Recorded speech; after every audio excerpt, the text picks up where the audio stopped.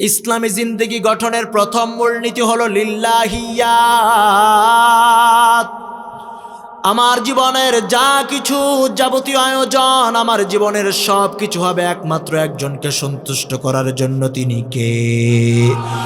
ইন্না সলাতি ওয়া নুসুকি ওয়া মাহইয়ায়া ওয়া মামাতি লিল্লাহি রাব্বিল আলামিন। আল্লাহু আকবার। নামাজ আমার তোমারই জন্য, কুরবানি ওগো তোমারই জন্য, বেঁচে থাকা মরে যাওয়া, রাজপথে মিছিল করা, জেল খাটা জরিমানা তোমার জন্য। নামাজ আমার তোমারই জন্য। কার জন্য? আর একটু বড় করে বলেন না, আমার জীবন কার জন্য? আমার জীবন, আমার মরণ, আমার বেঁচে থাকা, আমার রাজনীতি, আমার শিক্ষানীতি, অর্থনীতি সব কিছু হবে একজনকে সন্তুষ্ট করার জন্য। তিনি কে? আমার ভাইরা, আমার জীবন তৈরির পিছনে আমার পরিকল্পনা মন্ত্রীর কোনো পরিকল্পনা নাই। এর জন্য আমি আপনি আমার জীবনের তামাম জিন্দগিটা উৎসর্গ করব আল্লাহর জন্য। কারণ আমার নেতার, আমার নেত্রীর, আমার এমপি মন্ত্রীর চারানার অবদান আমার জীবনের মাঝে নাই, ঠিক কি না? এমনকি আমার বাবা মা, তাদেরও কোনো অবদান নাই, বরং 16 আনা অবদান কার? কোরআনটা খুলে দেখেন, সূরাতুল ওয়াকিয়ার ভিতর আল্লাহ রাব্বুল আলামিন জানিয়ে দিলেন, আফারাআইতুম মা তুমনুন আআনতুম তাখলুকুনাহু আম নাহনুল খালিকুন।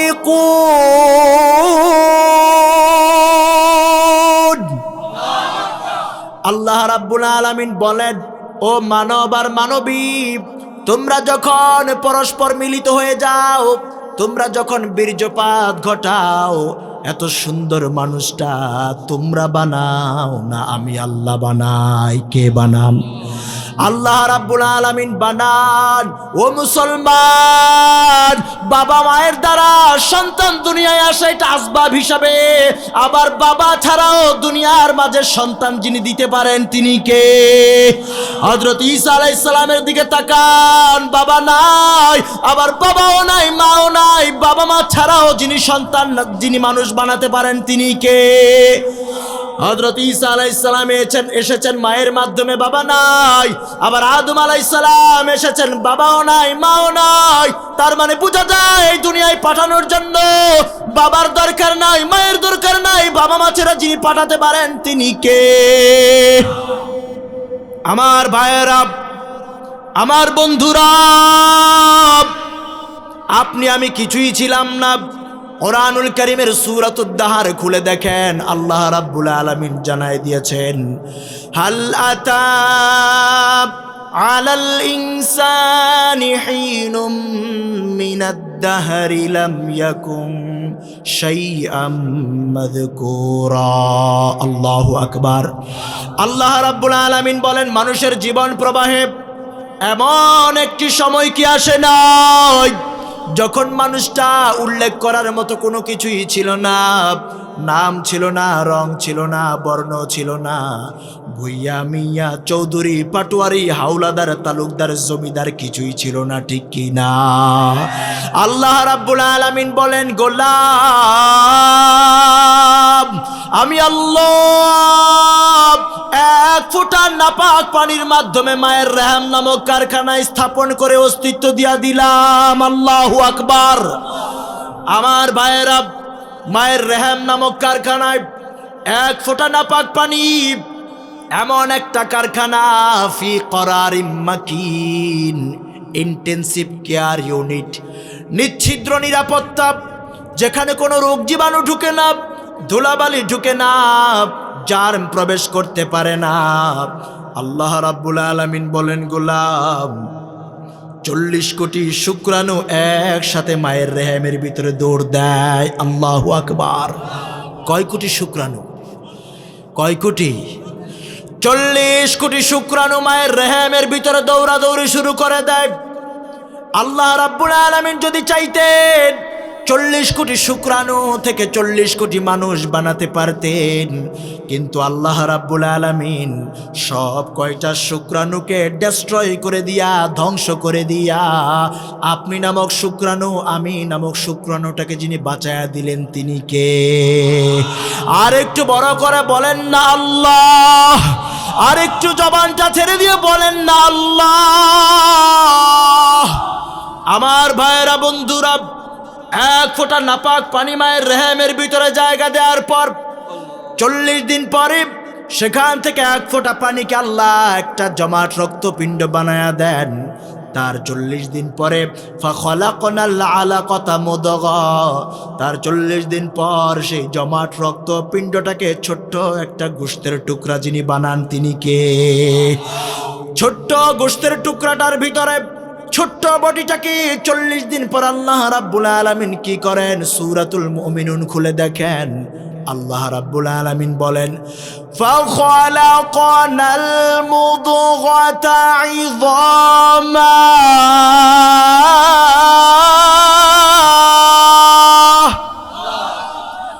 আল্লাহ রাব্বুল আলামিন বলেন, গোলাম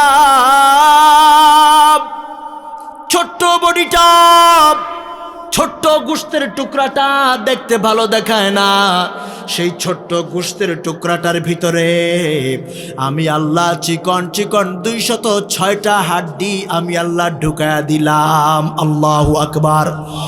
আমার ভাইরা, শুধু তাই নয়, তার 40 দিন পর আল্লাহ রাব্বুল আলামিন কি করেন? فكسونا العظام لحما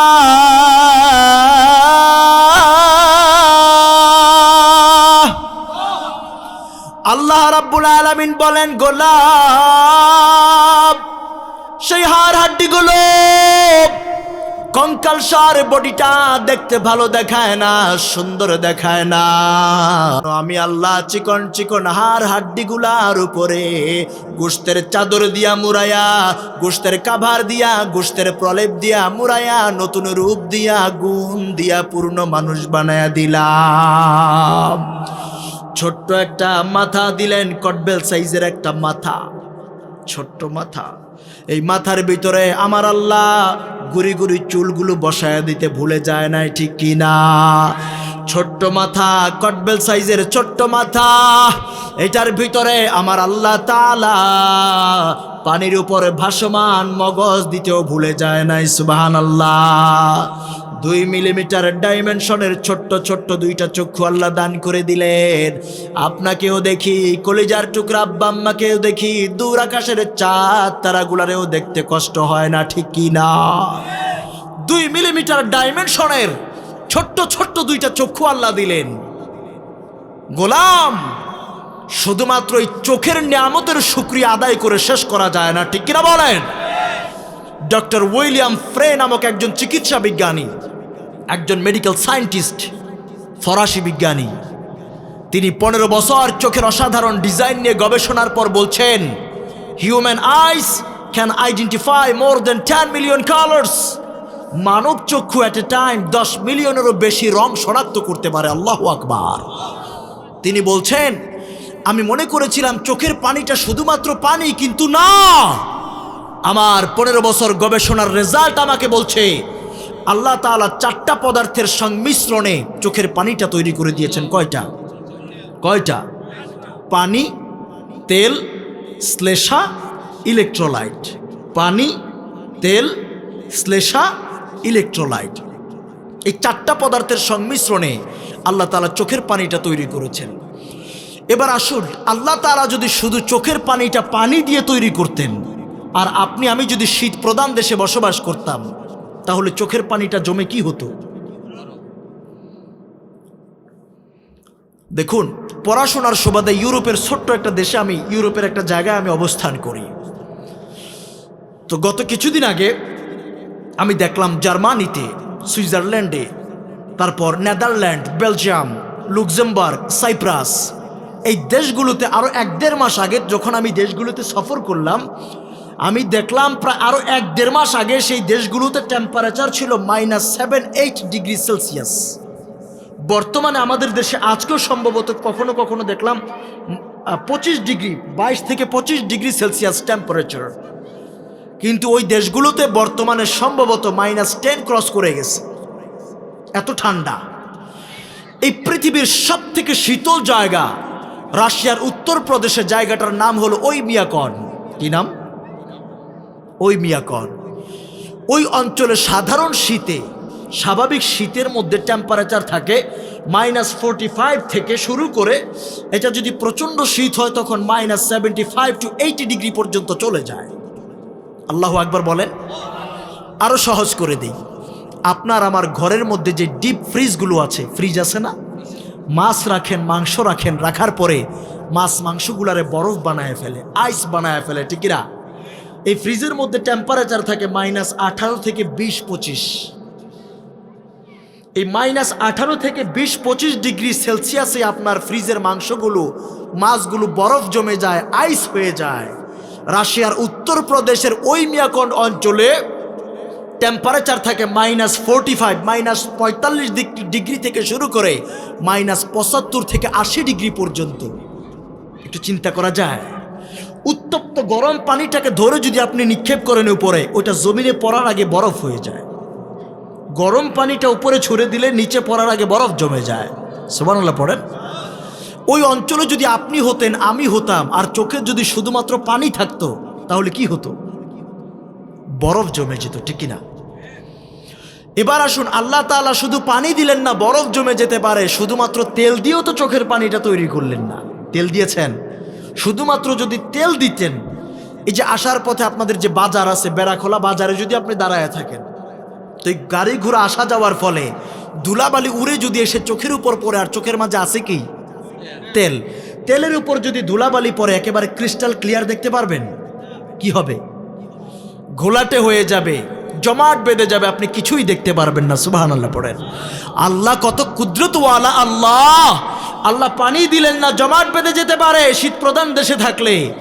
আবার শুধু তেল দিলেন না, ধুলাবালিতে ঘোলাটে হয়ে যেতে পারে। আল্লাহ পানি দিলেন, তেল দিলেন, শ্লেষা দিলেন, ইলেকট্রোলাইট দিলেন। 4টা পদার্থের সংমিশ্রণে উপরে এবং নিচে 2জন ফেরেশতার গার্ডের মাধ্যমে আল্লাহ চোখটাকে হেফাজত করে দিলেন। সুবহানাল্লাহ। আমার ভাইয়েরা, বন্ধুরা, মায়ের পেটের ভিতরে ছোট্ট একটা হাতের তালু, পয়সার মতো কয়েন সাইজের ছোট্ট হাতের তালু, এই হাতের তালুর মধ্যে রেখাগুলো দিয়ে দিতে ভুলে যায় নাই। সুবহানাল্লাহ। 1-1.5 ইঞ্চি আঙ্গুল, এই আঙ্গুলের মাথার মধ্যে গুড়ি গুড়ি নখগুলো বসায় দিতে ভুলে যায় নাই।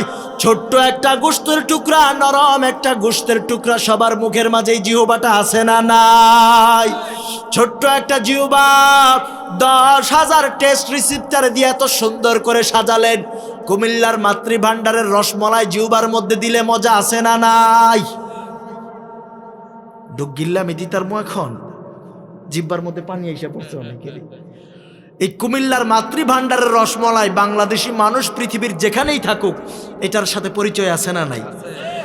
কুমিল্লার মাতৃভান্ডারের রসমলাই, টাঙ্গাইলের চমচম, নাটোরের কাঁচা গোলা, মুক্তাগাছার মন্ডা, বগুড়ার দই, আর আপনাদের বেড়াখলার একটুখানি খই জিহ্বার মধ্যে দিলে মজা আছে না নাই?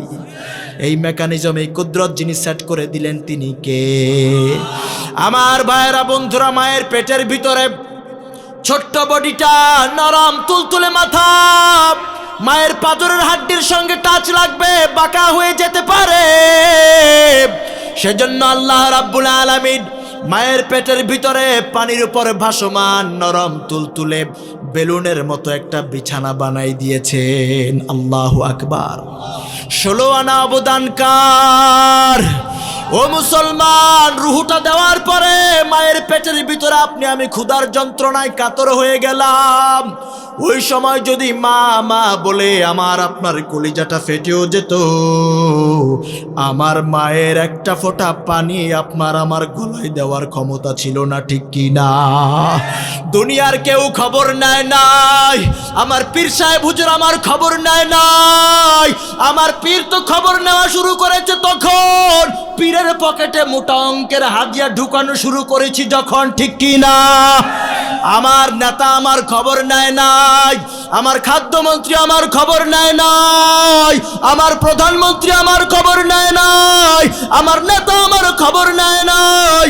আমার নেতা তো খবর নেওয়া শুরু করেছে সেদিন যেদিন নেতার জন্য রাজপথে স্লোগান মাস্টার হয়েছি, স্লোগান দিয়েছি, লাঠি ধরেছি নেতার জন্য। নেতার পক্ষে গিয়ে ওই আবু সাইদ পীরগঞ্জের বীর ছেলেদেরকে বুলেটের জাজরায়, বুলেটের আঘাতে আঘাতে যেদিন জাজরা করতে শিখেছি, ঠিক কি না? এর আগে তোমার নেতা খবর নেয় নাই, তোমার নেতা খবর নেয় নাই। তোমার নেতা সেদিন খবর নেওয়া শুরু করেছে যেদিন থেকে বুয়েটের চত্বরে শেরে বাংলা হলে আবরার ফাহাদের মতো অতি মেধাবী ছাত্রদেরকে পিটায়া শহীদ করে দিয়েছো, ঠিক কি না? কেউ তোমার খবর নেয় নাই। এমনকি যেই মা তোমাকে আমাকে জন্ম দিয়েছে সেই মা পর্যন্ত আমার নামটাও জানতো না। আল্লাহ যদি চাইতেন সেখান থেকে এই মায়ের পেটের ভিতর থেকে এক ফোঁটা পানি যেদিন ছিলাম সেদিনই চাইলে আপনার আমার জায়গাটা টয়লেটে করে দিতে পারতেন, ঠিক কি না? আমার নামে পোস্টার হতো না, আমার জন্য মাইকিং হতো না, ঢাকা বিশ্ববিদ্যালয়ে আমার জন্য কোনো সিট বরাদ্দ থাকতো না, ইউরোপের ইউনিভার্সিটিগুলোতে আমার জন্য সিট বরাদ্দ থাকতো না, দুনিয়ার কেউ আমার নাম জানতো না। অতএব এত সুন্দর স্ট্রাকচার দিয়া, এত সুন্দর গঠন দিয়া, সুস্থ মেজাজে পরিপূর্ণ অবয়বে যিনি সৃষ্টি করলেন তিনি কে? এক ফোঁটা নাভির কানেকশনের মাধ্যমে মায়ের, আমার আর মায়ের নাভির কানেকশনের মাধ্যমে একটা কানেকশন করা দিয়া মা খাবার খায়, তার একটা জিস্ট অংশ আল্লাহ আমার দেহে সাপ্লাই করে দেয়। সুবহানাল্লাহ। দুনিয়ায় আসার আগে একটা নাল কেটে দিয়া একের ডাবল মায়ের বুকের মাঝে 2 নালের দুধের ব্যবস্থা যিনি করে দিলেন তিনি কে? মায়ের বুকের খুদাই রহস্যটা নিয়ে একটু চিন্তা করুন। মায়ের বুকের লাল রঙের রক্তগুলারে সাদা রঙের দুধ বানায় আপনার আমার রিজিকের ব্যবস্থা যিনি করে দিলেন তিনি কে? ও মুসলমান, এই 16 আনা অবদানকার। আর একটু বড় করে বলেন, 16 আনা গোলামি চলবে কার? সিদ্ধান্ত নেওয়া লাগবে। আমার আপনার জীবন তৈরির পিছনে 16 আনা অবদান আল্লাহর, 16 আনা গুলামিও চলবে আল্লাহর, ঠিক কি না? আল্লাহ ছাড়া কারো আইন মানা যাবে না, ঠিক কি না? আল্লাহ ছাড়া কারো বিধান মানা যাবে না, ঠিক কি না? আল্লাহ ছাড়া কোনো পীরের পায়ে সেজদা দেওয়া যাবে না। ও মুসলমান, বাংলাদেশে এমনও মানুষ আছে মসজিদে আল্লাহকে সেজদা দেখবা না দেখ, মাজারে আর বাজারে পীরের পায়ে সেজদা দিয়ে পড়ে থাকে, ঠিক কি না? এমন ডাকাত আমাদের সমাজে আছে না নাই? ও মুসলমান, কান খুলে শুনে রাখেন, আমরা ইব্রাহিম আলাইহিসসালামের সন্তান। আমাদের পিতা ইব্রাহিম আলাইহিসসালামকে আল্লাহ তাআলা দুনিয়ায় পাঠিয়েছিলেন মাজারে বাজারে সেজদা যারা দিবে তাদের বিরুদ্ধে, ঠিক কিনা?